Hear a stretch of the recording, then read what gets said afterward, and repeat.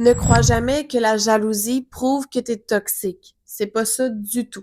Dans les relations, on vit souvent nos émotions comme si elles définissaient qui on est. Mais avec la loi de la polarité, tu vois que même la jalousie ou la peur de perdre l'autre, c'est pas ton identité.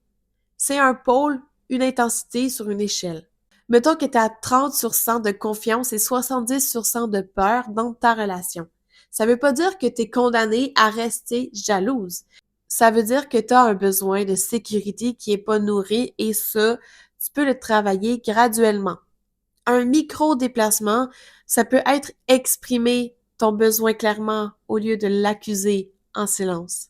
Ça peut être poser une limite saine pour te respecter toi-même ou encore instaurer un petit rituel de connexion avec ton partenaire, comme prendre 10 minutes chaque soir pour parler sans distraction. Ces gestes-là, c'est des pas concrets qui te déplacent de la jalousie vers plus de confiance.